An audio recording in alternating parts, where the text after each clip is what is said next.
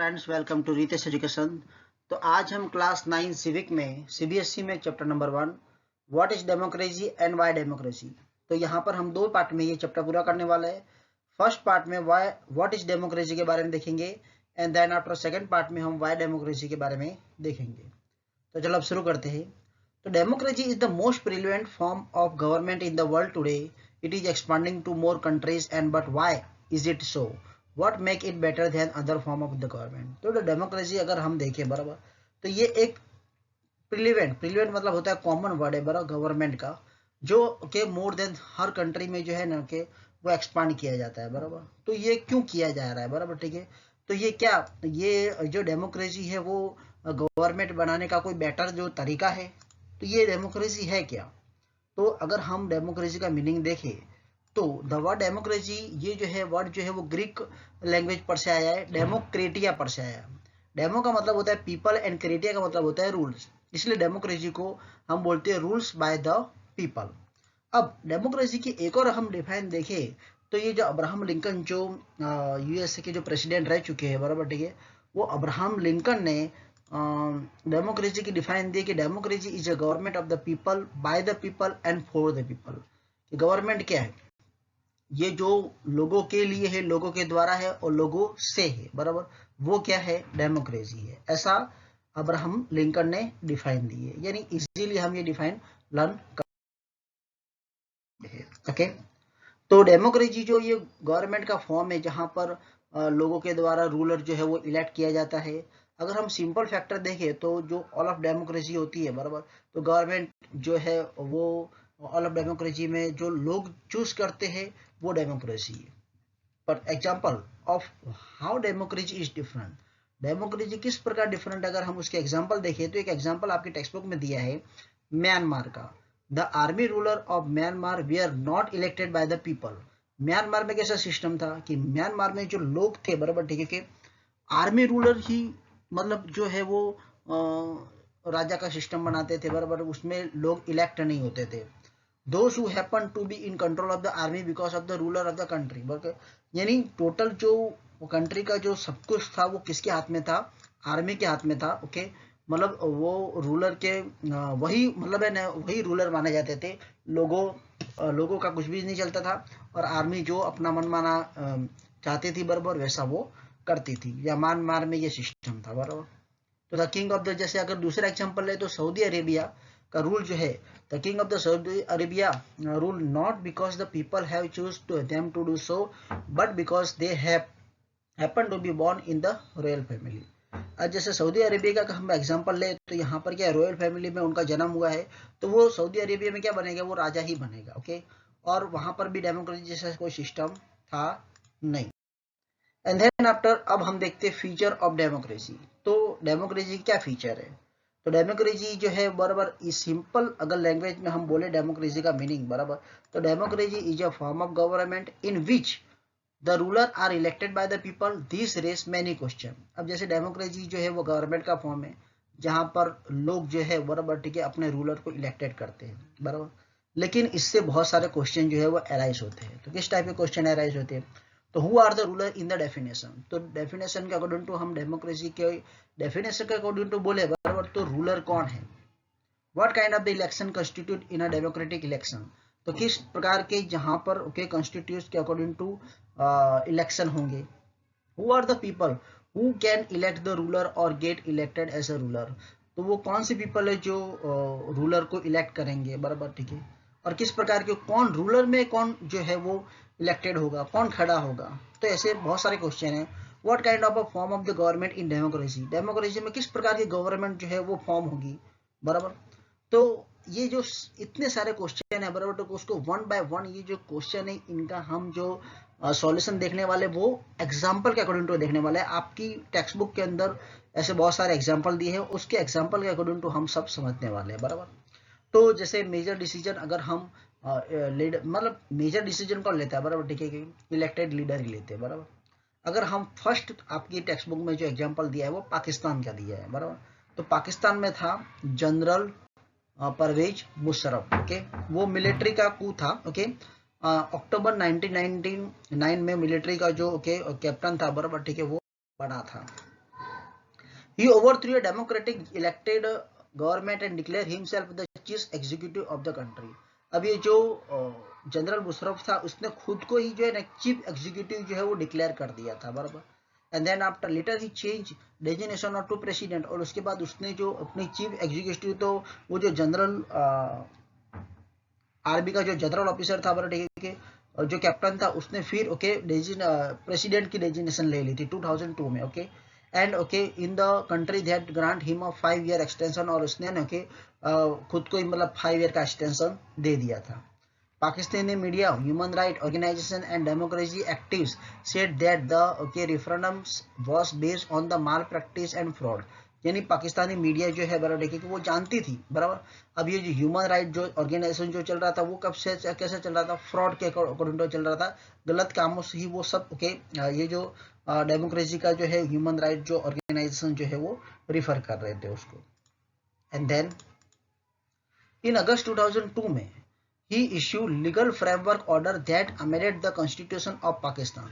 2002 में उसने एक लीगल फ्रेमवर्क ऑर्डर तैयार कर दिया था, पाकिस्तान के कॉन्स्टिट्यूशन के अंदर सुधारा कर दिया ओके, और अपने आप को जो है वो राजा मान लिया था. तो अकॉर्डिंग टू दिस ऑर्डर, इस ऑर्डर में इसने कॉन्स्टिट्यूशन में क्या सुधारा किया कि president can dismiss the national and provincial assembly. यानी प्रेसिडेंट जो है बराबर ठीक है वो नेशनल और या कोई भी प्रोविजनल हो असेंबली हो उसे डिसमिस कर सकता है, ऐसा उसने लॉ जो है बराबर ठीक है वो अमेंडमेंट कर दी थी. And the work of the civilian cabinet is supervised by national security council which is the dominated by the military officer. ये जो टोटली जो वर्क होगा बराबर ठीक है वो national NSC okay, national security council NSC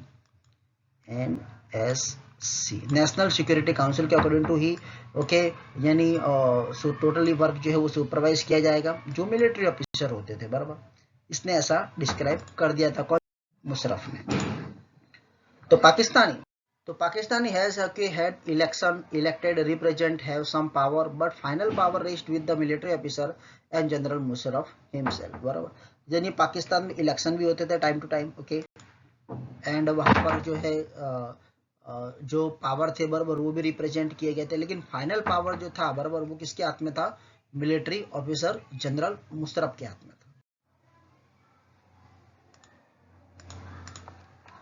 there are the many reason Why Pakistan under general Musharraf should not be called a democracy. यानी general Musharraf का ऐसा जो काम था, यानी इसके बहुत सारे रीजन थे कि वो डेमोक्रेसी में जनरल मुशर्रफ जो है बड़ा ठीक है तो वो क्यों डेमोक्रेसी में अकॉर्डिंग टू नहीं कहा जाएगा. तो पीपल में have elected their representatives to the national and provincial assembly but those elected representative we are not really the ruler. यानी लोग जो है ना कि अपने जैसे पाकिस्तान के लोग जो थे अपने रिप्रेजेंट को इलेक्ट करते थे नेशनल एंड प्रोविंशियल असेंबली को अकॉर्डिंग टू, लेकिन वो रियली में रूलर नहीं थे. रियल में जो चल रही थी वो किसकी चल रही थी, जनरल मुशर्रफ की चल रही थी बराबर ठीक है, उसी के अकॉर्डिंग टू सब चलता था. तो they can not be take the final decision, वो फाइनल डिसीजन नहीं ले पाते थे. The power to take the final decision rest with the army official. जो भी फाइनल डिसीजन का जो भी पावर था बराबर वो किसके हाथों में था, आर्मी ऑफिसर के हाथ में था, जनरल मुशर्रफ के हाथ में था. And none of them have elected by the people okay.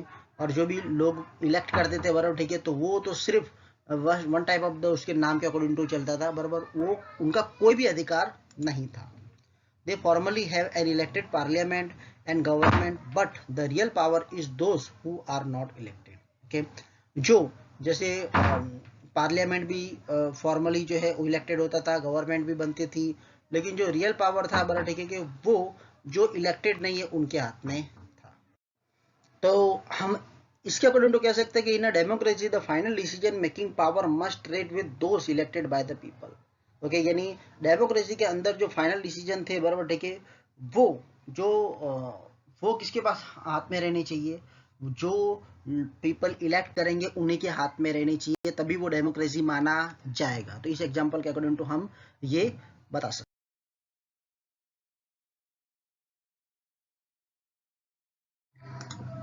चलो अब देखते हैं free and fair electoral competition. तो ये अब हम चाइना का एग्जांपल लेते हैं. In China election are regularly held after 5 years. China में जो है 5 ईयर के अंदर जो है बराबर के इलेक्शन होते थे. तो वो जो इलेक्शन होते थे उसको क्या बोलते थे, जैसे ये चाइना की लैंग्वेज में लिखा है, ओके, कुंगुओ रेनमिन्स डेबियो डेहुई, यानी नेशनल पीपल कांग्रेस, इसका मतलब होता है, बराबर, हमें यही याद रखना है, नेशनल पीपल कांग्रेस। ये जो लिखा है, ये जो वर्ड है वो तो चाइनीज वर्ड है, बराबर, इसे हमें ओके लर्न करने की जरूरत नहीं है। Then after the national people's congress has power to appoint the president of the country. अब जो नेशनल पीपल कांग्रेस थे, बराबर, उनको प्रेसिडेंट अपॉइंट करने की, ये जो पार्टी के लोग थे उनको पावर था प्रेसिडेंट अपॉइंट करने का। It is nearly 3000 member elected from all over China. All over China में 3000 मेंबर थे। सब member are elected by the army. अमुक मेंबर जो थे वो आर्मी के द्वारा इलेक्टेड होते थे। Before contesting election candidate need the approval of the Chinese communities party, okay, मतलब चाहे अगर कोई भी कैंडिडेट जो है, बराबर, देखिए, उसको अप्रूवल कब मिलती थी, जब चाइनीज कम्युनिटी पार्टी अप्रूव करे तभी मिलती थी। तो only those who are member of the Chinese community party और 8 smaller party allied to it allow the constant election held 2002-2003। इन 2002-2003 के अंदर जो चाइनीज कम्युनिस्ट पार्टी का मेंबर होगा, ओके, उससे ही इलेक्शन कॉन्स्टेंट में अलाउ किया जाएगा। The government is always form by the communist party, यानी ऑलवेज जो गवर्नमेंट जो फॉर्म होती थी वो कम्युनिस्ट पार्टी की ही फॉर्म होती थी। अब दूसरा एग्जांपल लेते तो हम मैक्सिको का एग्जांपल लेते हैं। तो मैक्सिको जो है वो 1930 के अंदर जो है उसे इंडिपेंडेंस मिली थी। And hold election after every 5 year, okay, 5 साल हो या 6 साल हो, बराबर, ठीक है, तो ये तो चलता रहता है, इसमें कोई इतना ज़्यादा डिफरेंस नहीं है। मैक्सिको के अंदर 6 साल के अंदर इलेक्शन था। The country has never been under a military और डिक्टेटर रूल्स। अब ये जो मैक्सिको का हम एग्जांपल लेते तो इसमें कंट्री के अंदर कोई भी जो है, ओके, मिलिट्री रूल नहीं था, डिक्टेटर रूल नहीं था, राजा का रूल चलता नहीं था। लेकिन मैक्सिको के अंदर क्या था वो हम पढ़ते हैं। But until 2000 every election was won by party called PRI। लेकिन हमेशा इलेक्शन के अंदर PRI पार्टी ही जीतती थी। PRI यानी यहाँ पर हमें अपोजिट वर्ड दिया है, इंस्टीट्यूशनल रिवॉल्यूशनरी पार्टी। इसका मतलब ये होगा, इसका फुल फॉर्म याद रखना, ओके, हमें उल्टा ही चलना है, inverse. Opposition party did not constant election but never manage to win, okay, opposition party जो है, बड़ा ठीक है, वो कभी भी जीतती नहीं थी। The PRI was known as to many dirty trick to win election. अब ये जो PRI पार्टी थी वो इलेक्शन जीतने के लिए बहुत सारी जो ओके गलत तरीके भी यूज करती थी। All those who are employ in government office had to attend it party meetings, okay, जो भी गवर्नमेंट ऑफिसर होते थे उन्हें पार्टी मीटिंग करने के लिए जो है कंपलसरी उनको बोला जाता था, उन्हें अटेंड करनी ही है। Teacher of government school use to force parent to vote for the PRI। अब जो भी गवर्नमेंट टीचर के स्कूल थे उनके टीचर को फोर्स किया जाता था कि आप पेरेंट्स को बोलो कि वो PRI पार्टी को ही वोटिंग करें, बराबर। तो इस प्रकार की जो डर्टी ट्रिक जो है वो अपनाते थे। मीडिया को उन्होंने खरीद लिया था, बराबर, ठीक है, वो इग्नोर करती थी।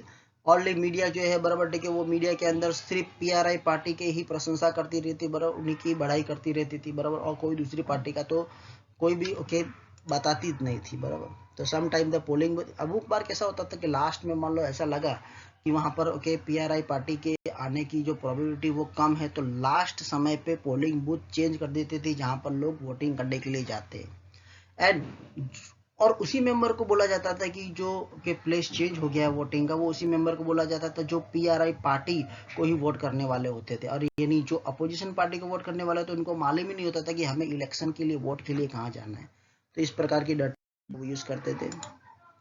इन चाइना अगर कंपेरिजन करें यहाँ पर, तो China the election do not offer the people any serious choice, okay, China के अंदर जो है इलेक्शन जो था उसका कोई सीरियस चॉइस नहीं था।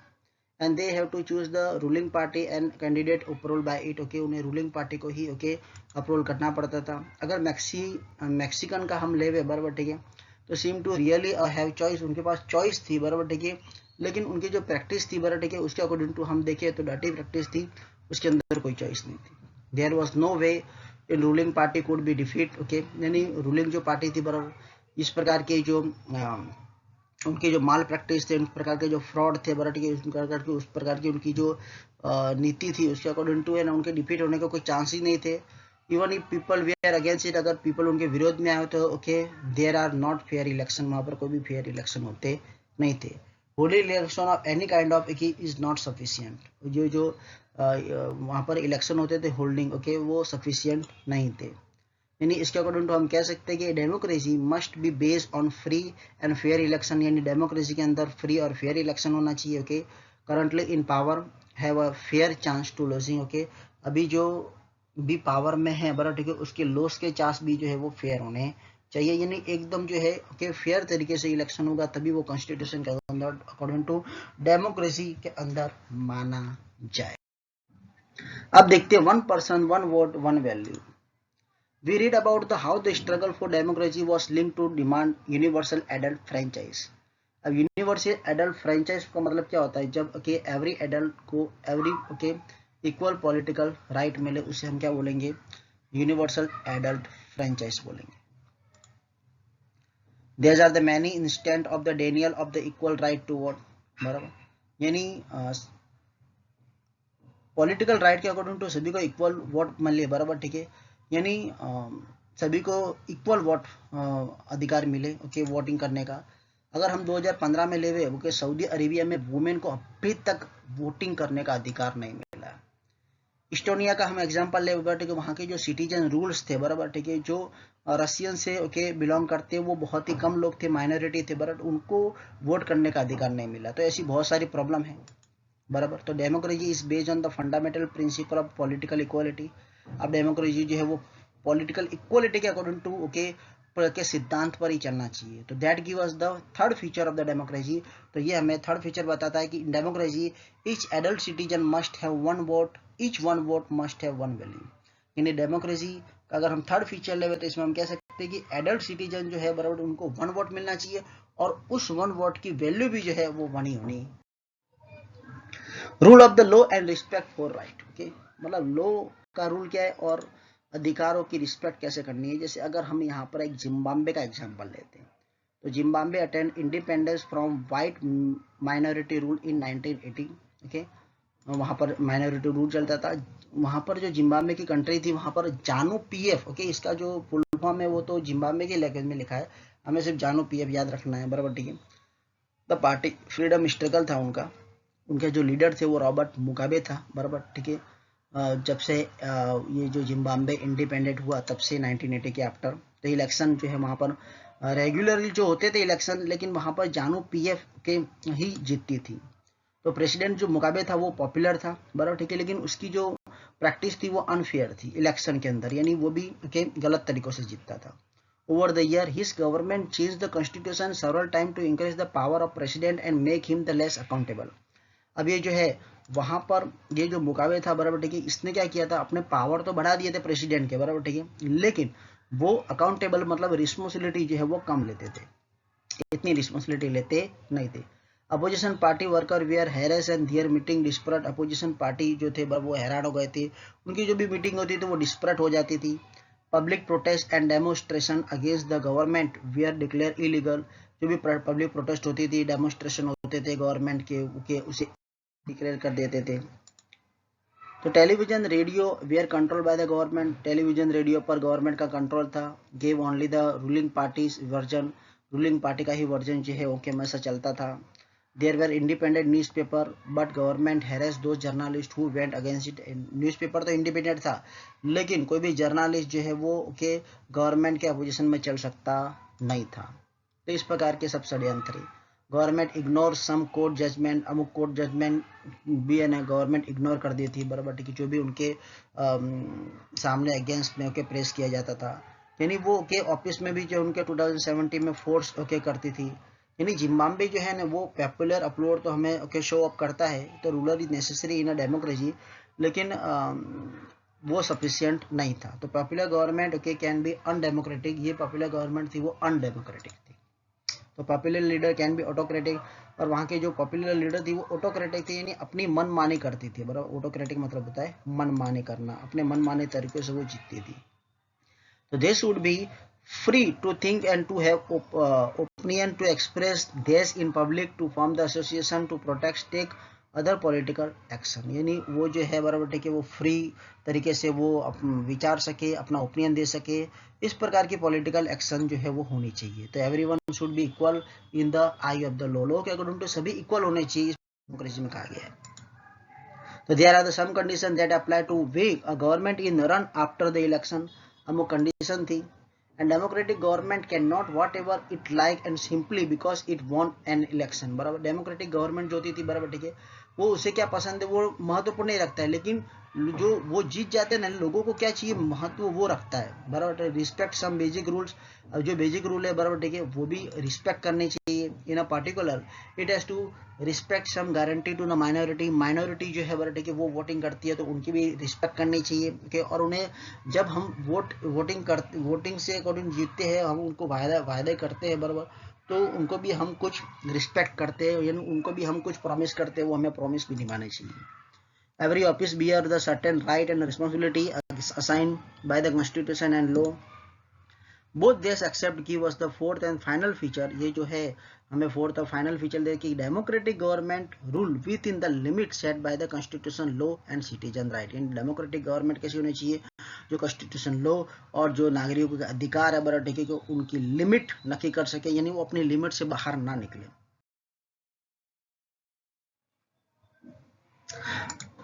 तो हमने क्या देखा कि democracy is a form of government in which, जहां पर ruler elected by the people take all major decision, जो लोगों के द्वारा इलेक्ट होता है रूलर और वो सभी मेजर डिसीजन लेते हैं। Election offer a choice and fair opportunity to the people and change current rules, and this choice and opportunity available all the people equal basis, जो भी चॉइस है अपॉर्चुनिटी है वो सभी पीपल के लिए इक्वल होनी चाहिए। And the exercise of this choice lead to government limited by basic rule of the constitution and citizen right, यानी जो भी गवर्नमेंट की जो भी ओके जो भी वो वर्क करते हैं, जो भी काम करते हैं बराबर ठीक, सभी सिटीजन को उसके अकॉर्डिंग टू कॉन्स्टिट्यूशन के रूल के अकॉर्डिंग टू सभी सिटीजन को अधिकार जो है वो समान मिलने चाहिए। Thank you for watching video.